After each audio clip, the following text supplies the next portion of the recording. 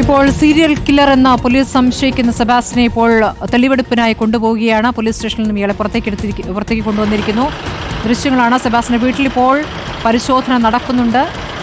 കൂടുതൽ മൃതദേഹങ്ങൾ സെബാസ്റ്റിന്റെ വീട്ടിലുണ്ട് എന്ന സംശയമാണുള്ളത്. കാണാതായ ജൈനമ്മ,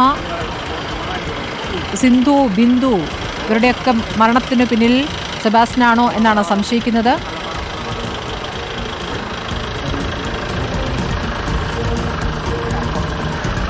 ഷാബാസ് സമഗ്രവിവരങ്ങളുമായി. ഷാബാസ്, ഇപ്പോൾ തെളിവെടുപ്പിനായി സെബാസ്റ്റിനെ കൊണ്ടുപോവുകയാണ്. സെബാസ്റ്റിന്റെ പുരയിടത്തിൽ ഇപ്പോൾ തെരച്ചിൽ നടക്കുന്നു. അപ്പോൾ വീട്ടിലേക്കാണോ ഇയാളെ കൊണ്ടുപോകുന്നത്?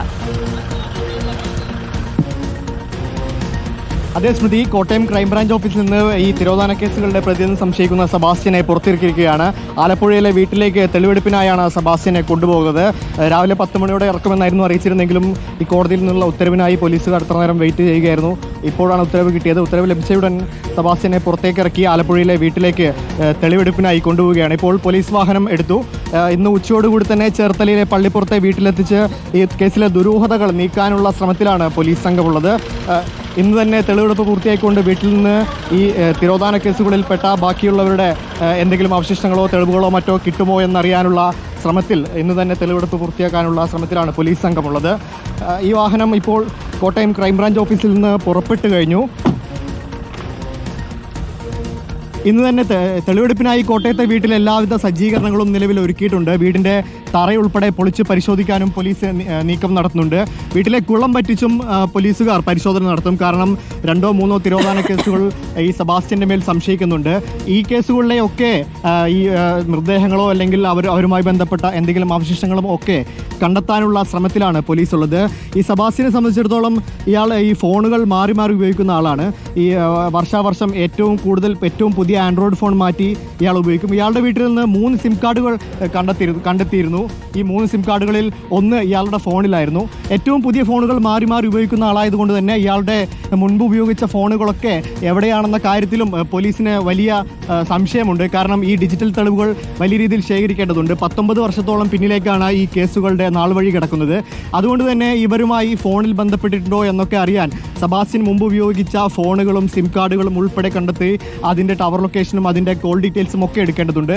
അതുകൊണ്ട് തന്നെ ഇതൊക്കെ എടുത്താലാണ്, ഇത്രയും തെളിവുകൾ ശേഖരിച്ചാലാണ് ഈ കേസിൽ സെബാസ്റ്റ്യൻ പ്രതിയാണോ എന്ന കാര്യം പോലീസിനെ കോടതിയിൽ തെളിയിക്കാൻ കഴിയുകയുള്ളൂ. അതുകൊണ്ട് തന്നെ കിട്ടാവുന്നതിൻ്റെ പരമാവധി തെളിവുകൾ ഏതു തരത്തിലായാലും ശേഖരിക്കുക എന്ന ലക്ഷ്യത്തോടു കൂടിയാണ് പോലീസ് സംഘം നീങ്ങുന്നത്. അതുകൊണ്ട് തന്നെയാണ് വീട്ടിലെ കുളം പറ്റിച്ചടക്കം ഈ സെബാസ്റ്റ്യൻ്റെ വീട് നമ്മൾ മുമ്പ് കണ്ടതാണ്. ഈ ചുറ്റും ഈ ചതുപ്പ് നിലങ്ങളും വലിയ തൊടിയും കാടും മൂടിക്കിടക്കുന്ന പ്രദേശങ്ങളും ഒക്കെയാണ്.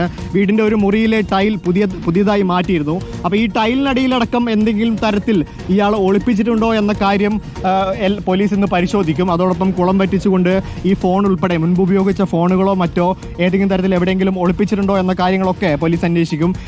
ഈ ജൈനമ്മയുടെ ഫോണടക്കം ഈ പോലീസ് ഈ സെബാസ്റ്റ്യൻ കയ്യിൽ വെച്ചിരുന്നതായി CCTV ദൃശ്യങ്ങളുടെ അടക്കം തെളിവുകൾ ശേഖരിച്ചിരുന്നു. ഈ ഈരാറ്റുപേട്ടയിലെ കടയിലെത്തി ഇയാൾ ഈ ഫോൺ ചാർജ് ചെയ്തിരുന്നു. ജൈനമ്മയുടെ ഫോൺ ചാർജ് ചെയ്തിരുന്നു. പിന്നീട് ഈ ഫോണുമായി അവിടെ നിന്ന് ഇയാൾ മടങ്ങുന്ന ദൃശ്യങ്ങളടക്കം ക്രൈംബ്രാഞ്ച് സംഘത്തിന് ലഭിച്ചിരുന്നു. പക്ഷേ ഈ ഫോൺ പോലും ഇതുവരെയും പോലീസിന് കണ്ടെത്താൻ സാധിച്ചിട്ടില്ല. കാരണം ഇയാൾ പോലീസിനോട് ഒരക്ഷരം വിട്ടു പറഞ്ഞിട്ടില്ല. കൂടുതലൊന്നും ഇയാൾ സംസാരിക്കാൻ തയ്യാറാകുന്നില്ല. പോലീസിനോട് ചോദ്യം ചെയ്യലിൽ ഒരു തരത്തിലും സഹകരിക്കാത്തയാളാണ് ഈ സെബാസ്റ്റ്യൻ. അതുകൊണ്ട് തന്നെ പോലീസിന് കൂടുതൽ വെല്ലുവിളിയാണ് ഇയാൾ മുൻപ് ഉപയോഗിച്ച ഫോണുകളും മറ്റും കണ്ടെത്താനും അതോടൊപ്പം ഈ ഡിജിറ്റൽ തെളിവുകൾ ശേഖരിച്ച് തെളിവെടുപ്പിന് നീങ്ങുകയാണ് പോലീസ്. ആ ദൃശ്യങ്ങളാണ് കാണുന്നത്. സെബാസ്റ്റ്യന്റെ വീട്ടിൽ ഇപ്പോൾ JCB ഉപയോഗിച്ച് തിരച്ചിൽ തുടങ്ങിക്കഴിഞ്ഞിരിക്കുന്നു എന്നുള്ളതാണ്.